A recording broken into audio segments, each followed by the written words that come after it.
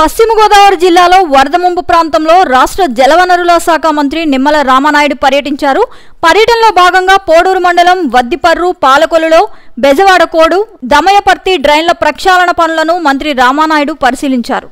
ఏదైతే ఈ యొక్క దొడ్డిపట్ల గ్రామంలో దగ్గర 350-400 కుటుంబాలు ఎవరైతే మత్స్యకారులు కానీ బలహీన వర్గాలు కానీ ఎవరైతే ఉన్నారో ఏటుగట్టు దిగువన ఉండి వరద వచ్చిన వెంటనే ఇళ్లలోకి నీళ్లు చేరి ఏ అర్ధరాత్రి ఏ ఇల్లు కూలిపోతుందో, ఎప్పుడు ఏ పాము కాటేస్తుందనే భయంతో బిక్కుబిక్కుమని బ్రతికేటువంటి మిమ్మల్ని అందరినీ కూడా ఆదుకోవాలని మరి గతంలో మీ అందరికీ కూడా ఇళ్ల స్థలాలు ఇచ్చి ఇల్లు నిర్మాణానికి ప్రత్యేకంగా మీకు శాంక్షన్ కూడా ఇవ్వడం జరిగింది. దురదృష్టవశాత్తు గత వైసీపీ ప్రభుత్వంలో మరి మీకెవరికి కూడా అక్కడ కనీసం కరెంటు కూడా ఇవ్వకుండా, కనీసం మీకు రోడ్లు డ్రైనేజీని ఏర్పాటు చేయకుండా, ఇంటి లోన్లు కూడా సవ్యంగా మీకు ఇవ్వకుండా, అంటే పేదలంటే బలహీన వర్గాలంటే అందులో పర్టికులర్గా ఎవరైతే అగ్నికుల క్షత్రియులంటే ఆ ప్రభుత్వం ఎంత కక్ష సాధింపుతో ఉందో అదే మీకు ఉదాహరణ.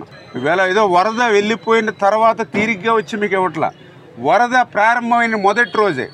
ఎందుకంటే గతంలో మీకు తెలుసు, మీకు ఇటువంటి సాయం మీకు ఏది అందివ్వకపోతే నేనే ఇక్కడ ఉదయం 9 గంటల నుండి రాత్రి 9 గంటల వరకు కూడా దగ్గర 12 గంటలు నీటిలో కూర్చుని నిరసన తెలియజేస్తేనే కానీ ఆ రోజు మీకు సాయం అందించినటువంటి పరిస్థితి ఆ రోజు వైఎస్ఆర్సీపీ ప్రభుత్వంలో మీరు చూశారు. ఈరోజు అటువంటి ఇబ్బంది లేకుండా వరద అలా మీ ఇళ్ళ మధ్యకు వస్తుంది అని వెంటనే సరుకులతో సహా వచ్చాం మీ దగ్గరికి, ఖాళీ చేతులతో కాదు. అంచేత మీరందరూ కూడా ఏదైతే ఈ యొక్క కష్టాలు ఏవైతే ఉన్నాయో కొంచెం ధైర్యంగా ఉండండి.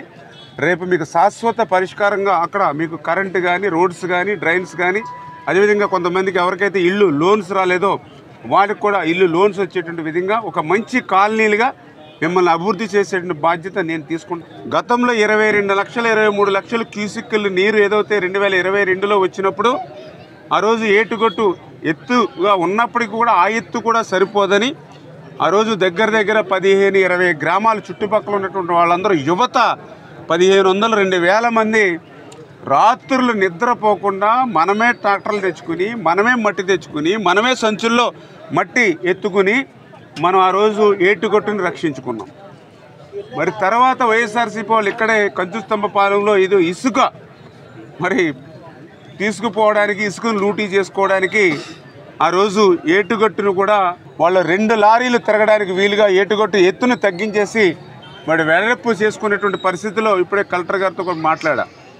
మరి ఇప్పుడు ఏదైనా వరద గతంలో వచ్చిన మాదిరిగా వరద వస్తే ఏటుగట్టు ఇప్పుడు 3 అడుగులు తగ్గిపోయింది ఎత్తు.